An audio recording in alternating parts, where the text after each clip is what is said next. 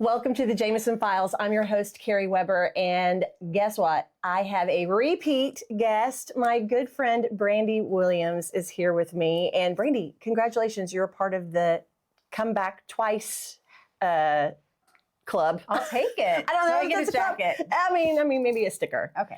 But thank you for coming back and being with me. For those of you that don't know Brandi is the Chief Growth Officer for Catalyst Dental Allies, a DSO here in our home state of Oklahoma. So very proud of you and Catalyst and all the great things that you're doing in our state. But in addition to things I'm proud of you for is she's really up and coming just as an educator and an influencer for specifically office managers. I say that's a really great place that you have found a place to pour into people. With ADOM, you are the Practice Administrator of the Year for ADOM, which congratulations Thank to you. you So happy to celebrate that with you at the conference this past year. So cool. And you're also very involved with Women in DSO and other organizations, and you're finding yourself being asked to do more webinars, to do some presentations. And I think that's so great because you have a great heart for helping others find success in the things that you've learned and accomplished over your career. You're continuing to accomplish such great things. But I do feel like there's this space in your heart for office managers. Am I right? For sure. Absolutely. So I'd love to spend some time picking your brain a little bit. You know, you're supporting a great number of practices within your own organization, but also very connected in the office manager community. You help to lead the DPLN, the ADOM DPLN here in Oklahoma, and so just a lot. You're probably on the front lines of the voice of office managers quite frequently. And I think there's a lot happening in our profession. We were just talking before we started recording about just in the evolution and the introduction of all the different resources and tools and all the things that are changing from that front. Not to mention simply the things that office managers or practice administrators are faced with day in and day out in their daily workflow and responsibilities. Tell me, what do you find, and I'm putting you in the hot seat, we haven't really talked about what we're going to talk about, but what do you find are the repeating struggles or issues that practice administrators you feel like are being faced with today in dental practices and in groups? Probably a lot of what you teach about. Cancellations, keeping the schedule full, staffing, burnout, having so much to do and so little time. And then I think feeling supported too by their doctor. And it's office managing is lonely. It can be hard when you can't turn around and vent to the person sitting next to you always. So you just kind of have to take that weight home. Your poor spouse probably has to hear Poor spouse. a lot. Yeah. Oh, bless the spouses. Yeah, bless the spouses. When you were coming up in dentistry, you were in that office manager position, so you have that direct experience. I'm sure you're still sitting in that seat. I was going to say you're still sitting in that seat quite often. Yeah. And what do you think are perhaps overlooked, but some of the most important roles and responsibilities that the really great office managers and practice administrators that set themselves apart, what are they prioritizing? Of all of those things that we're responsible for in the day in that position, what are the really high-performing ones prioritizing, in your opinion?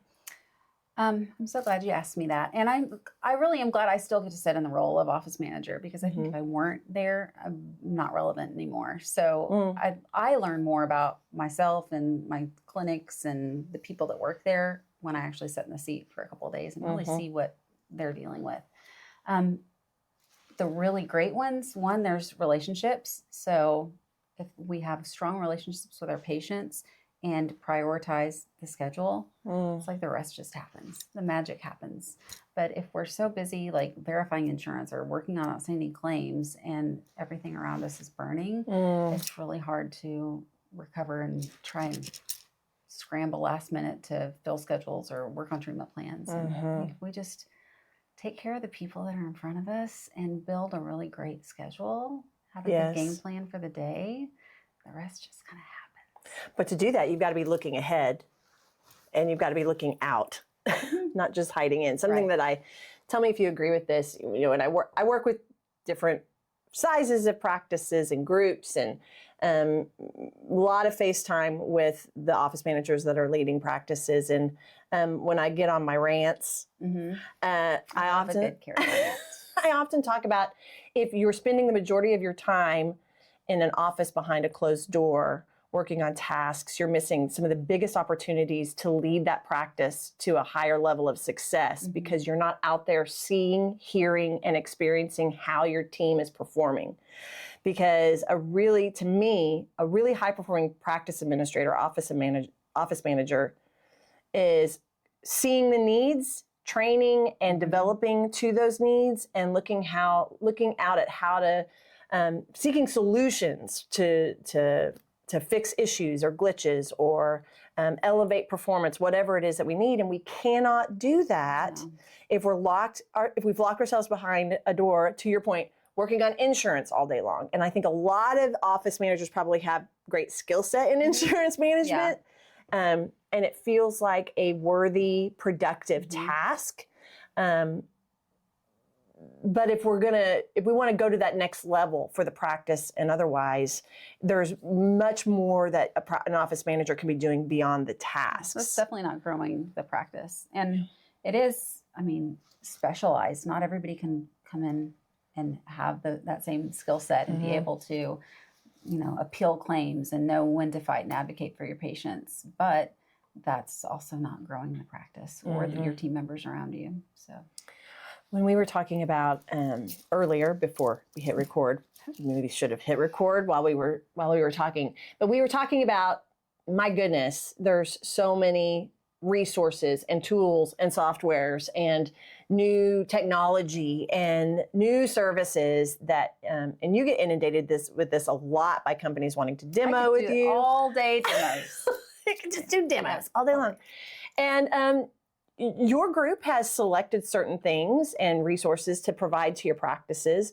But my suspicion is, and I'm not necessarily saying yours, but people in general, practices in general, I know it's not a suspicion. I know this is true for most people, is that we're probably utilizing to 20% the capacity, the resources that we already have available to us in the practice. 100%. So how do we help office managers or team members really embrace what they already have available to them to maximize it for the success of their work days? We have to continue to train on it. It has to be continuous training. And what's crazy is there are product updates inside these platforms that you've had for the last 20 years that might have been operating this way 20 years ago, but now do so much more. But we really don't take the time to dig in and see what new functions they have. So we're still operating in the 2010 version because that's what we have time for. So we do a monthly meeting with all of our office managers, and we focus on one process every month to train on. And we just assume, we've been doing it this way forever, so everybody knows how to do it. But as we're bringing in new office managers, sometimes I'll forget, like they've never seen that. They didn't go through that initial training and onboarding. So it's a great refresher for those that maybe have been using it, but not to its fullest potential. And then making sure that our new people that come in get the opportunity to really train on each platform, each system that we have. So is that monthly meeting, would you say that's one of the primary ways that you intentionally work to keep it front of mind for them to start to implement? What else do you do? Are there certain ways that you as a leader are keeping your team members focused and committed to implementing and using these tools? Yeah, so we do scorecards every week. Dental Intel, their little, not cliche, their tagline maybe, something that they really put patient-facing or client-facing is what you measure improves and what you measure and report improves exponentially. So we measure a lot of metrics, but then we report a handful of those and hold our teams accountable we give them benchmarks, and everybody kind of knows where they fall in line with the rest of the industry. And we follow up with our teams on that. So they're seeing the scorecards weekly.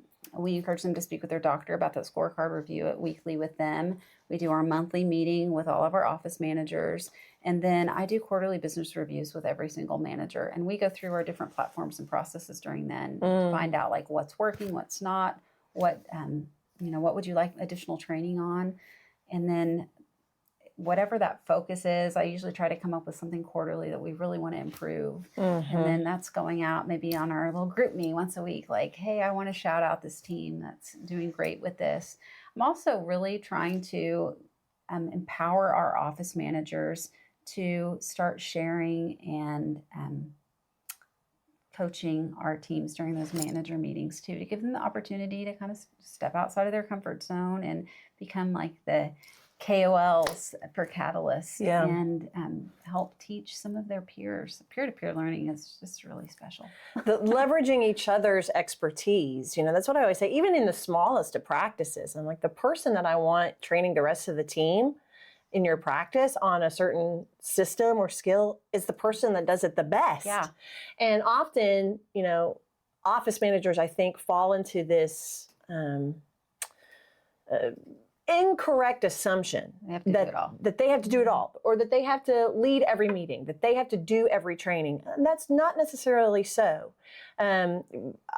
If it's a clinical assistant, a dental assistant that is exceptional, these particular verbal skills, I would love to have that person facilitate that topic and train, because that also, to your point, that leverages up more leaders within our team, and it gives them an opportunity to be seen and heard in a different way, and it also frees up the office manager from feeling this very heavy sense of responsibility to always be bringing the content, always be bringing the expertise to the table.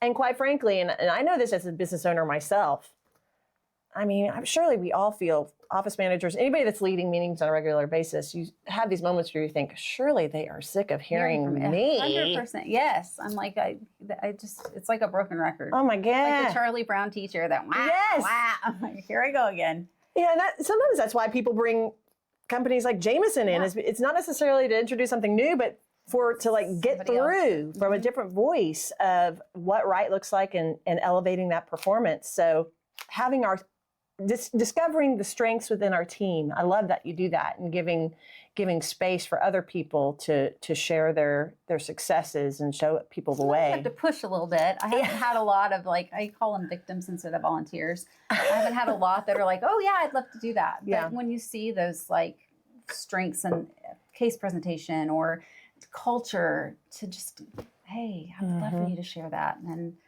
then some will take it and run with it and have a PowerPoint presentation, and some are like, do I have to show my face when I talk? Well, there's a lot of head trash probably out there of people that don't feel like they're worthy or deserve to have the platform. I feel like that every day.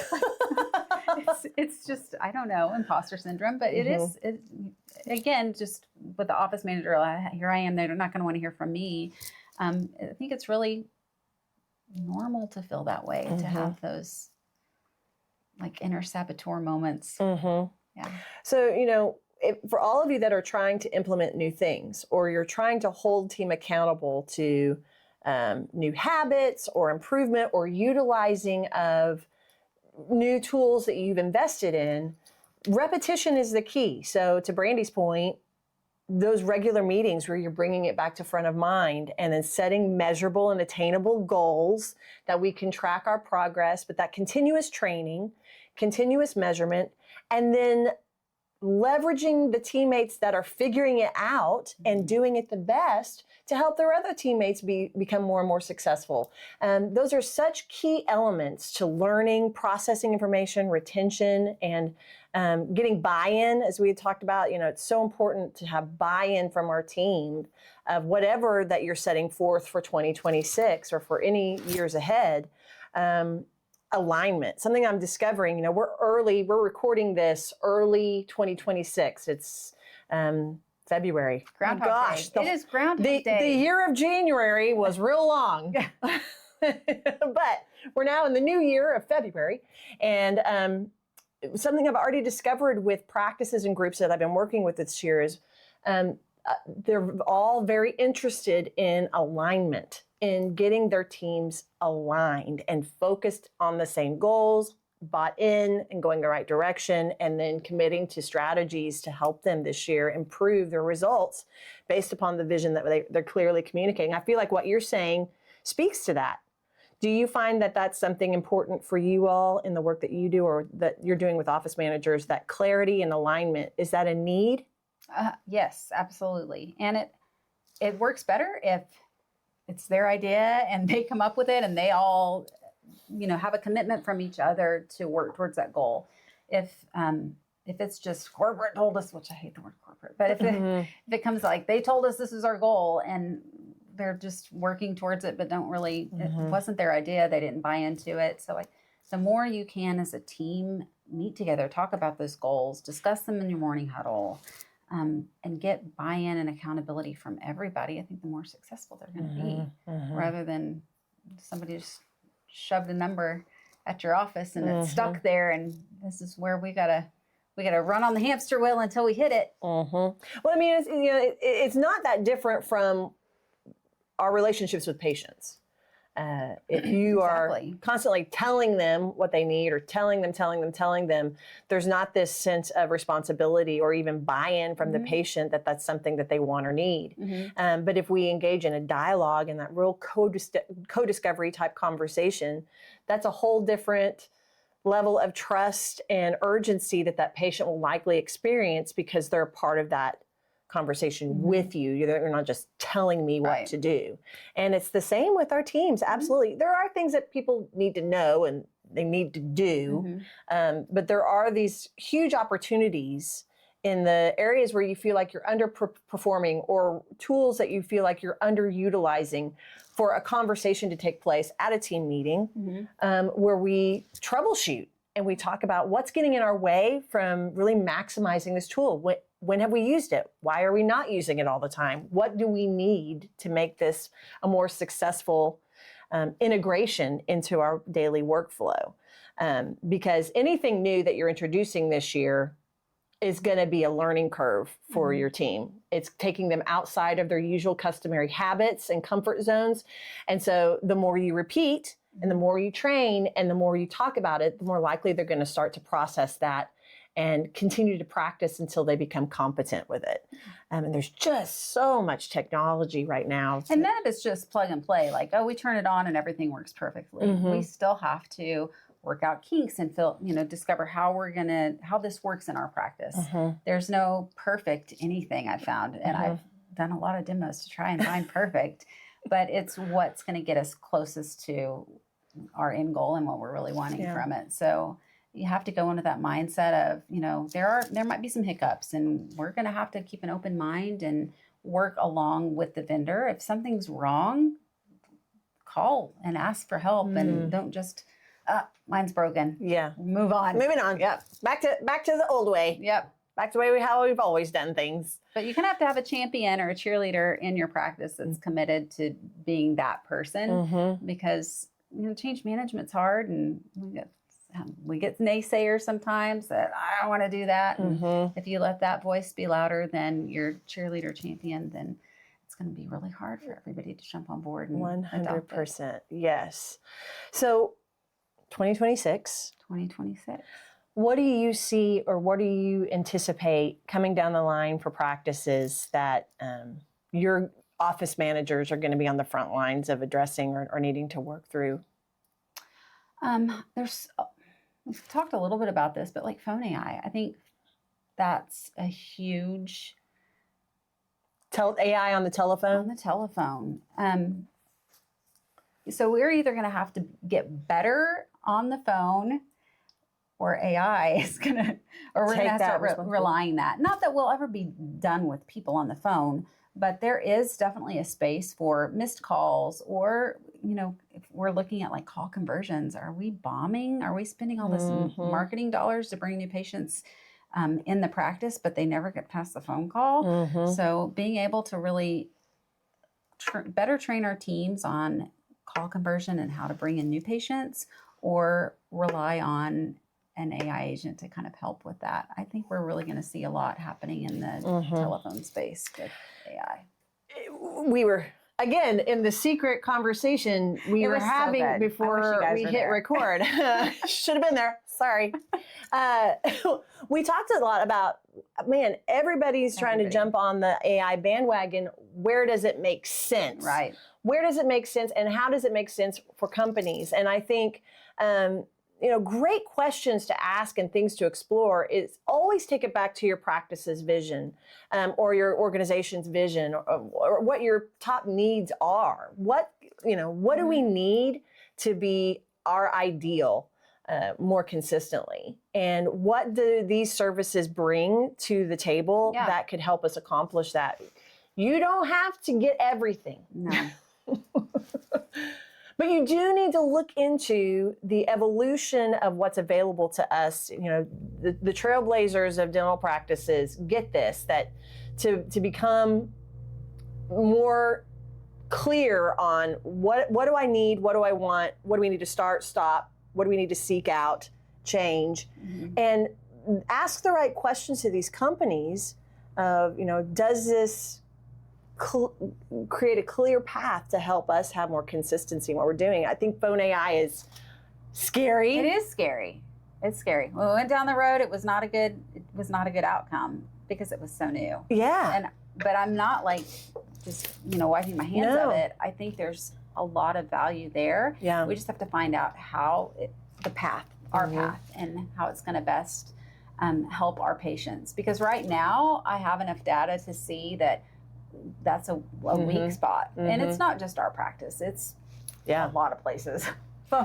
Because we're sticking the people that have worked with us for 2 days. Here, take the phone. I don't want to answer the phone. You do it. And they're like, oh, okay. Yeah.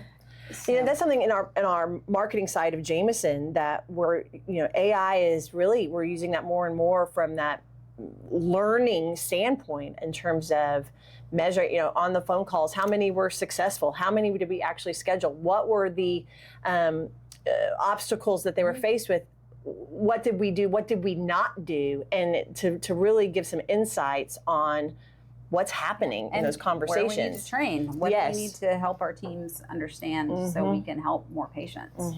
And there's always going to be a human element to dental care. I'm not worried that AI is going to take my job it's ever. just we're still kind of a frontline type industry, but it is important as you think about the busyness, and the efficiency and it also depends on your model of your practice. How can we serve our patients the best? How can we do our work the best? And again, like we were talking about, where do we need to prioritize our energy in the day and our time the most to get the best results? And if these resources can help us in that, then that's amazing. Yeah. But it takes a little bit of clarity, planning, and a lot of demos. A lot of demos. A lot of demos, bless. And training. Starbucks cards. I got Starbucks cards for days. Starbucks for days. You practically own a Starbucks now in the gift The cards. sad thing is I don't have a lot of Starbucks cards. I just do them. Oh. You just do them and you don't even get anything. Times, yeah. But see, that's good because you're actually genuinely interested in what they're bringing to the table. It's not necessarily because you're getting a gift card out of it. So thinking about AI, I think that's going to continue to be a huge topic. I mean, you're seeing it in all the conferences. You're seeing year of AI. More and more and more and more people speaking to it. I think there's a lot of early adopters to it that are probably speaking to it really well. And I would make sure that you do your homework on their experience and expertise in that so that you're making good decisions in your learning. So we'll see. We'll see. It is exciting, though. I know. Yeah. I think there's a lot of opportunity in terms of what AI can do for us in our time management and our efficiency in our work days. I mean, I'm on that learning curve myself. I'm terrible. My team behind here is much better at it than me. But I love the human side, so we just have to marry it. You can't do away. You have to have both. We have to have both. 100%. So you're speaking at a regional meeting for ADOM. There's a couple of them coming up soon. When is that? Do you know the dates? March. In March.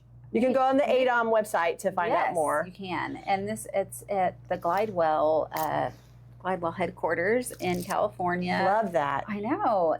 March 20th, I think, is the date, or around that time. I love that. And then there's another one in Sanford, Connecticut at the Care Credit Synchrony headquarters. That's fantastic. I know. So I'm so excited. And you've been doing some online presentations, some webinars for ADOM and things Did a couple of those last year. I got to go speak at Dental Intels and Telecon, which is really cool because I love. And you're participating in the Women in DSO meeting this year. Moderate a breakout on operations, and how cool is it to get to be that close to some rock star operations leaders in the DSO space? I love that. It's really fun. So for all of you that are out there looking for those people that are coming up in our world, Brandi is definitely a name to be looking for, and she's bringing a lot of great experience and insight to her presentation. So I encourage you to, if you see your name, seek her out. Thank you. And know that her heart's in the right place. It's really to help us all be better. A rising tide does indeed lift all boats. So thank you for being with me today. Thank you for, I really wouldn't, these opportunities would not have presented themselves had I not had you, like from the beginning, helping and putting my name in rooms that I wasn't in. And so thank you. And so crazy, like big moments last year at the Ann Duffy ODA meeting. I'm like, we're talking about mentorship, and in walks Carrie Webber. I'm like, this is just so cool and crazy. So well, it's been a joy. It's been fun. You're a good friend, and I love all the things that we've done together over the past few years. See, it can be fun, everybody. It is fun. It can be fun. So I'm proud of you. I'm grateful. Thank you for coming and being with us again. Two-timer. The Two-Timer Club. Yeah. And to all of you, wishing you great abundance this year and clarity and focus and making good decisions in your position in the practice and for the practice or business as a whole. You can do this. Repetition is the key, and lead with integrity and lead with something measurable, and you will get momentum. So thank you for joining us. Thanks again to Brandi. Thank you. Be well, and we'll see you next time.